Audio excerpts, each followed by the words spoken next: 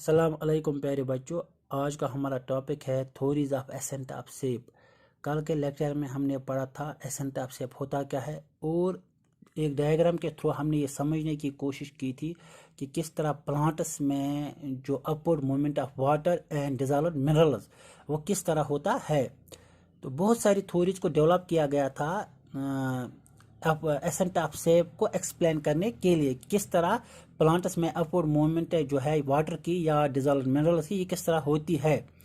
तो इनमें जो सबसे इम्पॉर्टेंट है वो दो है, एक तो है रूट प्रेशर थ्योरी और जो सेकंड थ्योरी है वो है ट्रांसपायरेशन पूल थ्योरी। तो आज हम पढ़ने जा रहे हैं root pressure theory. Root pressure theory was first proposed by Priestley in 1960, यानी प्रीस्टले ने इसको डेवलप किया था, प्रपोज किया था 1916 में। रूट प्रेशर होता क्या है? अगर हम रूट प्रेशर को डिफाइन करेंगे, it can be defined as the pressure developing in the tracheary elements of xylem due to metabolic activity of roots. यानी ये वो प्रेशर है जो डेवलप हो जाता है ट्रैक्री एलिमेंट्स ऑफ जाइलम। जाइलम में याद रखने की बात है, वहां पर 4 कंपोनेंट्स है, उनमें में एक कंपोनेंट है जाइलम ट्रैकिडस।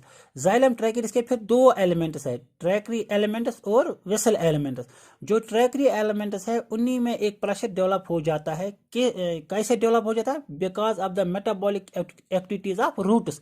यानी जो रूट्स में मेटाबॉलिक एक्टिविटीज होती है उन्हीं की वजह से वहां पर एक प्रेशर डेवलप हो जाता है। उसी प्रेशर को हम बोलते हैं रूट प्रेशर।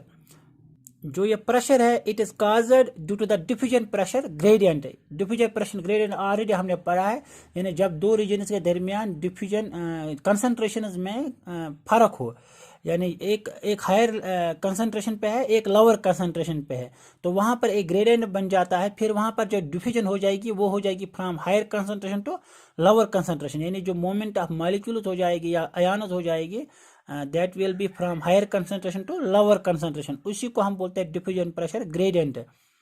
ये प्रेशर उसी की वजह से वहां पर डेवलप हो जाता है और ये प्रेशर मेंटेन हो जाता है by the activity of living cells, यानी लिविंग सेल्स के थ्रू ही ये वहां पर मेंटेन किया जाता है ये प्रेशर।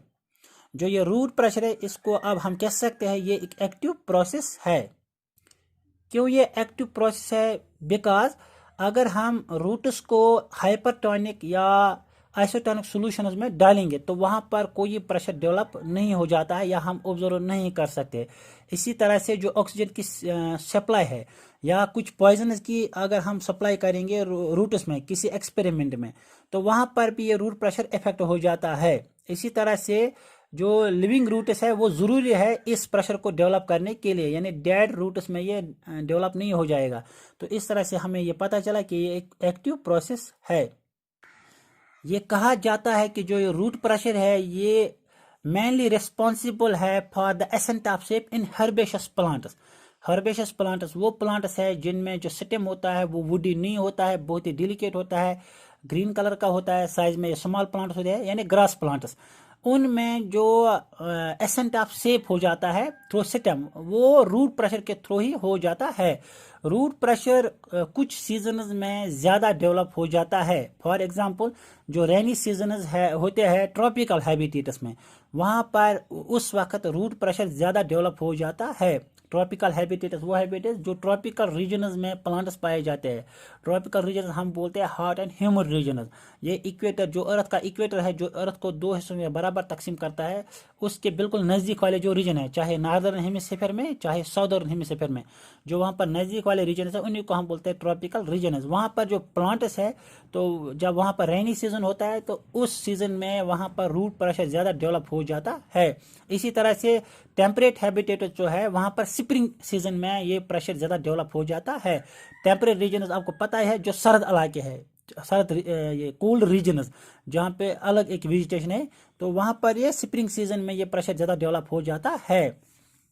तो इस रूट प्रेशर की वजह से वहाँ पर इन रीजन में जो मेटाबॉलिक एक्टिविटी होती है प्लांट्स में या रूट्स में या स्टेम में तो वो ऑप्टिमम रहती है और ट्रांसपेरेशन वहाँ पर फिर थोड़ा कम हो जाती है। अगर हमें एक एक्सपेरिमेंट के थ्रू रूट प्रेशर को डेमोन्स्ट्रेट करना हो तो उसके लिए हमें रिक्वायरमेंट जो चाहे वो है पॉटेड प्लांट ऑफ टमाटो, यानी टमाटो प्लांट एक है, वो हमें गमले में एक प्लांट रखना है यानी जिसको हमने ग्रो किया है एक पॉट में, उसी को हम बोलते हैं पॉटेड प्लांट ऑफ टोमेटो। और हमें शार्प नाइफ चाहिए, रबर ट्यूबिंग चाहिए, नैरो गिलास ट्यूब एक चाहिए, स्टैंड चाहिए और वाटर चाहिए।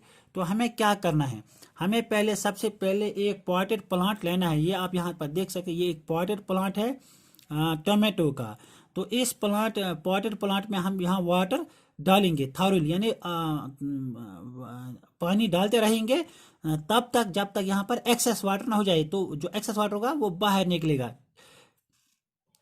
उसके बाद हम इस टोमेटो प्लांट का जो स्टेम है इसको कट करेंगे, लेकिन इस सरफेस से थोड़ा सेंटीमीटर उससे ऊपर, यानी 2 या 3 सेंटीमीटर इससे ऊपर टॉप इसका कट करना है।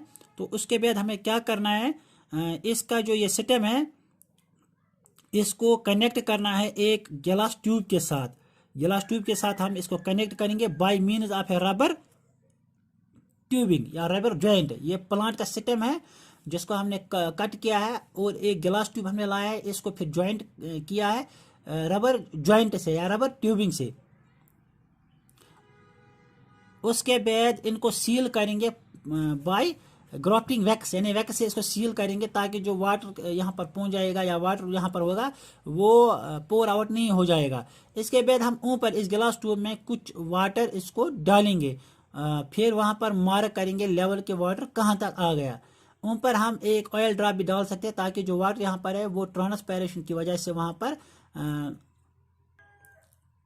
पर लॉस ना हो जाए। ठीक, उसके बाद ये जो एपरेटस हमने बनाया पूरा जो यहाँ पर सेटअप किया है इसको हम कुछ टाइम के लिए रखेंगे। यहाँ पर ये याद रखने वाले इस गिलास ट्यूब को कनेक्ट करेंगे एक स्टैंड के साथ। तो कुछ टाइम के रखने के बाद हम ऑब्जर्व क्या करेंगे, यहाँ पर जो लेवल ऑफ वाटर जो हमने मार्क की थी वो रेज हुई होंगी, यानी वो थोड़ी ऊपर चली हुई होंगी। तो उससे हम क्या ऑब्जर्व या कंक्लूड कर सकते हैं कि हमने देखा कि वाटर की जो लेवल है ये राइज हो गई है गिलास ट्यूब में।